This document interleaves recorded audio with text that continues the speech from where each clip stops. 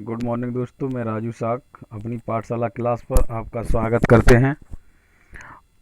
आज आपका स्पीडी का रेलवे सामान्य विज्ञान का 5वां पार्ट आ रहा है, जिसमें आपके विगत परीक्षाओं के जो क्वेश्चन होंगे वो रिवीजन के तौर पर प्रोवाइड किए जा रहे हैं। और 1 से 2 बार इस वीडियो को देखें, जिससे कि आपका एग्ज़ाम हॉल में इस प्रकार के क्वेश्चन छूटने ना पाएँ।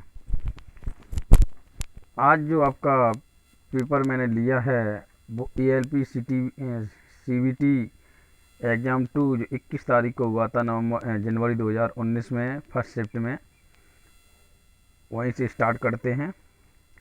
और एक बात ज़रूर याद रखना कि वीडियो आपको अच्छी लगे यदि तो प्लीज़ लाइक, शेयर और सब्सक्राइब करें। मेरे इस YouTube चैनल से आपको जो सिलेबस या जो कंटेंट प्राप्त कराया जा रहा है वो कंटिन्यू देखें, और बीच में कोई वार्तालाप नहीं होगा, लगातार पढ़ाई होगी। 20 मिनट अगर वीडियो होगा 20 मिनट का, 20 मिनट का वीडियो अगर अन्य क्लास में देखेंगे वो 1 घंटे के बराबर आपको मिलेगा। चलो स्टार्ट करते हैं। पहला क्वेश्चन, किसका आयाम आवेग के समान होता है? देखो क्वेश्चन तो बहुत अच्छा है कि जो आयाम है वो किसका जो होता है आयाम, वो आवेग के समान होता है। तो बता दें, आवेग और संवेग दोनों का जो आयाम होता है वो बराबर होता है। इस बात को आपको याद रखना है। 2 लगातार शीर्ष और गर्त के बीच की दूरी क्या होती है?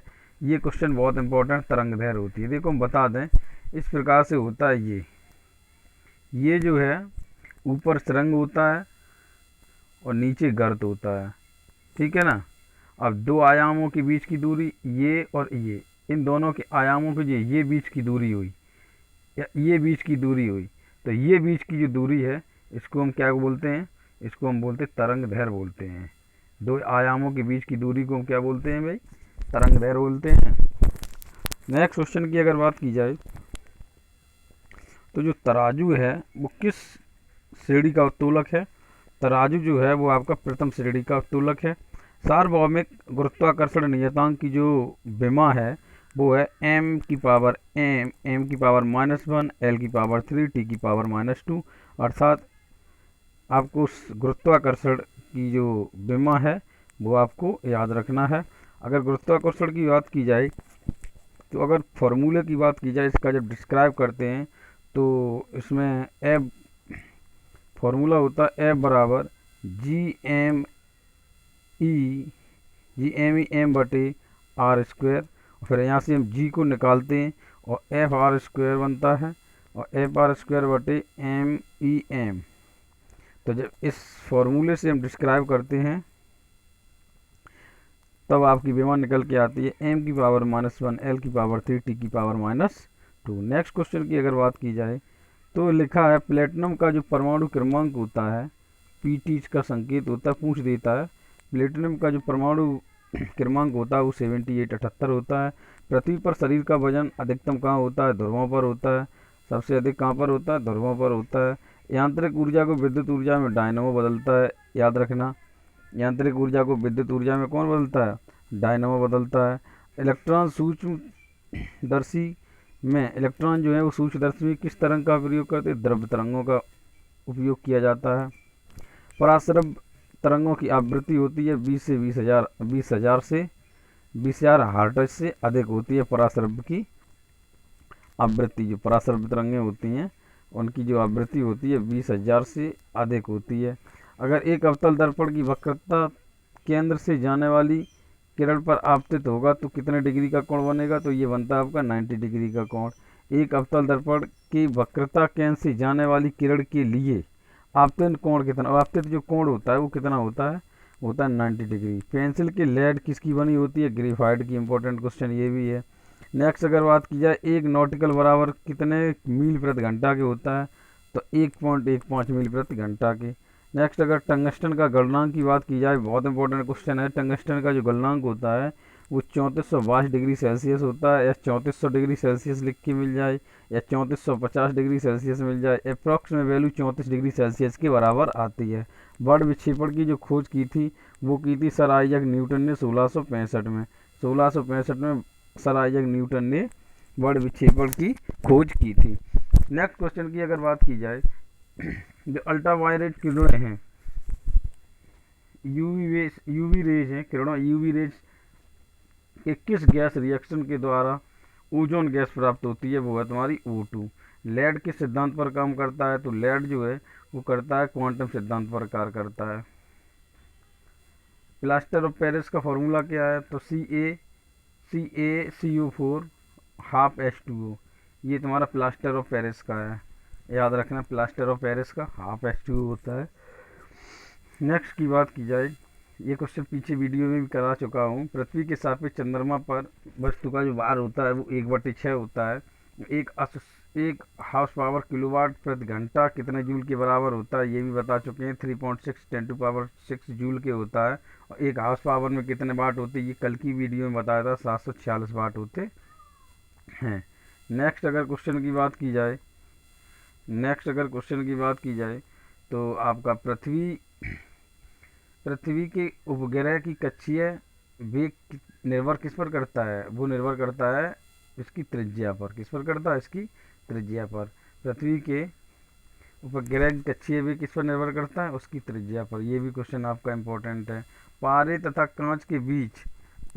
कांच के बीच स्पर्श कोण का मान कितना होता है, वो होता है 138 डिग्री। 138 डिग्री होता है, 138 अंश होता है। पारे का ऊपरी सतह होता है उत्तल। ये बहुत इंपॉर्टेंट क्वेश्चन है, मोस्ट डाल देना इंपॉर्टेंट में। क्या कि ये पारे का जो सतह होता है, इसकी जो ऊपरी सतह होती है उसमें कौन सा लेंस होता है, उत्तल लेंस होता है। श्यानता की विमा कितनी होती है, ml⁻1 T⁻⁻1 होती है। उत्तोलक का सिद्धांत आर्किमिडीज ने दिया था। उत्तोलक का सिद्धांत किसने दिया था, आर्किमिडीज ने दिया था। नेक्स्ट क्वेश्चन की बात की जाए, गतिज ऊर्जा की विमा क्या होती है, m⁻1 ml² T⁻⁻2 ml² T⁻⁻2। नाभिकीय अभिक्रिया में क्या संरक्षित रहता है, तो नाभिकीय अभिक्रिया में संरक्षित क्या रहता है, द्रव्यमान संरक्षित रहता है। रदरफोर्ड की किसने खोज की थी, प्रोटॉन ने की थी। कार की विमा का ml² T⁻⁻2। गतिज ऊर्जा और कार की विमा सेम ही होती है, ध्यान रखना, ठीक है।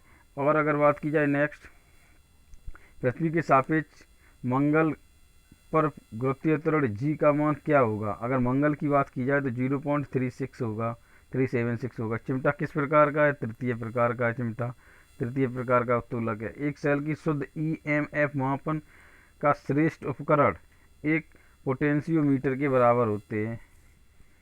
एक सेल का शुद्ध EMF मान जो होता है वो किसके बराबर होता है, एक पोटेंशियोमीटर के बराबर होता है।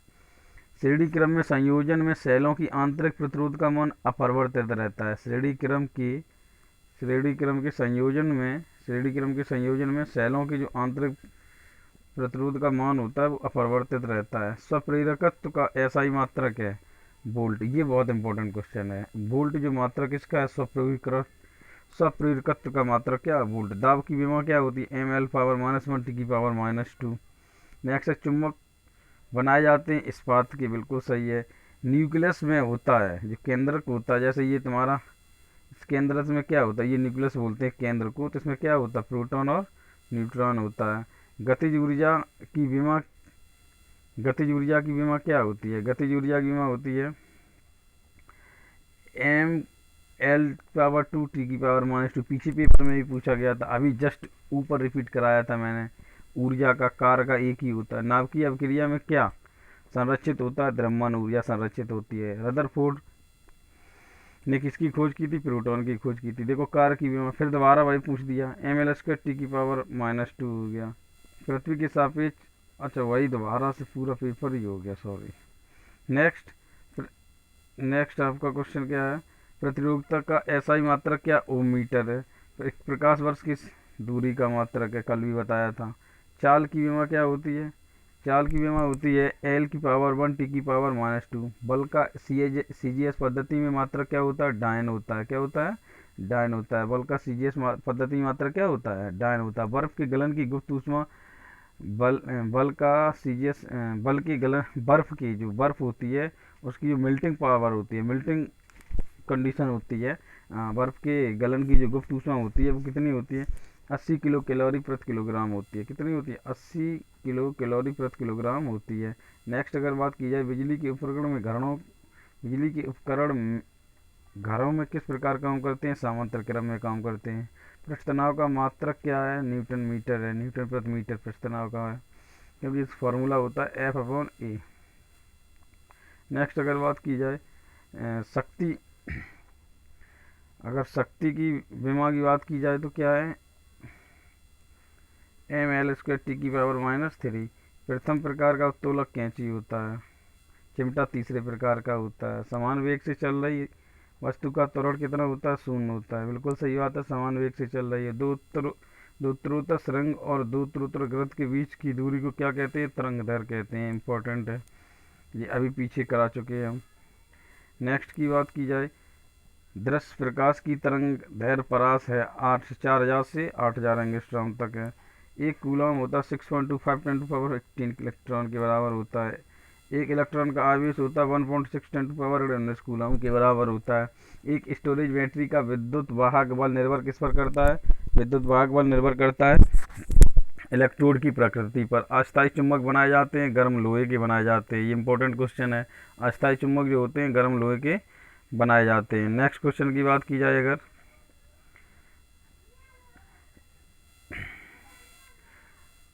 एक फेम2 बराबर होता है 10⁻15 के बराबर होता है। एक फेम2 10⁻15 के। दृश्य स्पेक्ट्रम की तरंग दैर्घ्य क्या होती है? जो दृश्य स्पेक्ट्रम होती है इसकी तरंग दैर्घ्य होती है 3000 एंगस्ट्रॉम से लेकर के 7600 एंगस्ट्रॉम तक होती है। चुंबकीय फ्लास्क की विमा क्या होती है? mL²T⁻², पारा का जो परमाणु क्रमांक होता है वो होता है Hg। पहले तुम बता दें आपको, Hg से इसे शो करते हैं। और जो इसका जो परमाणु क्रमांक होता है वो कितना होता है? 88 होता है। 5 जगत का वर्गीकरण विट्कर ने दिया था, 5 जगत प्रणाली का विट्कर ने दिया था, जबकि 2 का दिया था लीनियस ने। नेक्स्ट, एक तरल की सतह तनाव किस कारण होता है? अणुओं के बीच संगठन बल के कारण होता है। न्यूटन किसकी इकाई है? बल की इकाई है। सेल्सियस और फ़ारेनहाइट मान किस ताप पर बराबर होता है? 40 डिग्री सेल्सियस। बहुत इंपॉर्टेंट क्वेश्चन है ये वाला कि सेल्सियस और फ़ारेनहाइट का ताप वो कितने पर होता है? 40 डिग्री सेल्सियस पर बराबर होता है। सरल आवर्त गति में जो राशि नियत रहती है उसे क्या कहते हैं? उसे कहते हैं आवर्तकाल। सरल आवर्त गति की गतिज ऊर्जा प्रत्येक आवर्त में 2 बार शून्य बराबर होती है। बिल्कुल सही बात है। क्या होता है कि सरल आवर्त गति जो होती है इसकी जो गतिज ऊर्जा होती है प्रत्येक आवर्त में 2 बार शून्य होती है। इसलिए होती है, हम बता इसलिए दे रहे हैं, जैसे मान लीजिए आपका ये कोई पॉइंट बिंदु है और यहाँ से यहाँ तक कोई सरल लोलक गया, यहाँ से यहाँ पर आया तो एक बार इसकी यहाँ 0 हो गई, फिर एक बार यहाँ से आया, फिर यहाँ से वापस होगा तो एक स्थिति ऐसी आएगी जो इसका लोलक कैसा हो जाएगा? यहाँ पर 0 हो जाएगा। तो वही बता रहा है कि सरल आवर्त गति की जो गतिज ऊर्जा होती है प्रत्येक आवर्त में 2 बार शून्य होती है। तो देखो, एक बार यहाँ से यहाँ शून्य हो गई इसकी गतिज ऊर्जा, एक बार यहाँ शून्य हो गई गतिज ऊर्जा। तो इस प्रकार आपको क्लियर रखना है। 3000 एंगस्ट्रॉम तरंग दैर्घ्य के प्रकाश तरंग की आवृत्ति होगी 1.10⁵ हर्ट्ज जो होती है। ठीक है। सोनोग्राफी में काम आती है पराश्रव्य तरंगें। पराश्रव्य तरंगें होती हैं वो सोनोग्राफी में आती हैं। और पराश्रव्य जो तरंगें होती है अभी मैंने बताया था 20,000 हर्ट्ज से अधिक होती हैं। ये इनकी जो सीपेन मात्रक है, सीपेन नया क्वेश्चन है ये, सीपेन मात्रक किसका है? वैद्युत चालकत्व का सीपेन मात्रक है। नेक्स्ट अगर बात की जाए पेपर की तो ये 3rd शिफ्ट का पेपर है। पृथ्वी और चंद्रमा का भार का अनुपात कितना होता है? पृथ्वी और चंद्रमा के भार का जो अनुपात होता है वो होता है 6:1 के अनुपात में होती है। पृथ्वी और चंद्रमा का भार कितना अनुपात होता है? 6:1 के अनुपात में। परमाणु बम किस सिद्धांत पर कार्य करता है? नाभिकीय विखंडन पर, सबको पता होगा। उसमें चालकता की विमा क्या होती है? mL/T⁻³ और T⁻³ नेक्स्ट, ENT डॉक्टर किस दर्पण का प्रयोग करते हैं? ENT डॉक्टर जो होते हैं वो अवतल दर्पण का प्रयोग करते हैं। एक प्रकाश वर्ष किसके बराबर होता है? एक प्रकाश वर्ष जो होता है 9.46 10⁻15 मीटर के बराबर होता है।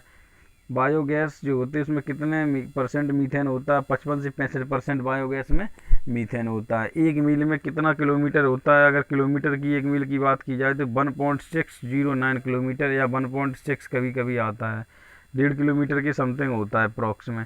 कैंची प्रथम प्रकार का, जबकि चिमटा तृतीय प्रकार का उत्तोलक का उदाहरण है। पारसिक दूरी का मात्रक होता है, और विद्युत प्रतिरोधक कम होती है किससे? एल की। एल की मतलब एल्यूमिनियम की प्रतिरोधकता सबसे कम होती है।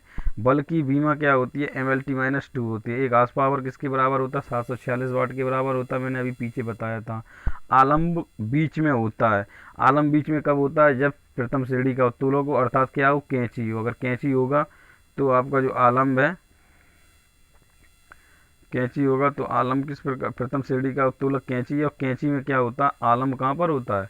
बीच में होता है। इस प्रकार से ये आपका स्पीडी का प्रैक्टिस सेट नंबर 5 आपका पूरा होता है। आपको बता दें कि स्पीडी में आपके 1150 सेट्स दिए गए हैं, और इसमें 1992 से लेकर के जो अभी तक पेपर हुए हैं आपके सभी प्रैक्टिस सेट कराएंगे, और साथ साथ में भौतिक विज्ञान, रसायन, जीव और ये अन्य सब्जेक्ट भी आपके पूरे करा देंगे। धन्यवाद। अगर आपको ये वीडियो अच्छी लगती है तो प्लीज़ लाइक, शेयर, सब्सक्राइब करना ना भूलें। जय हिंद, जय भारत।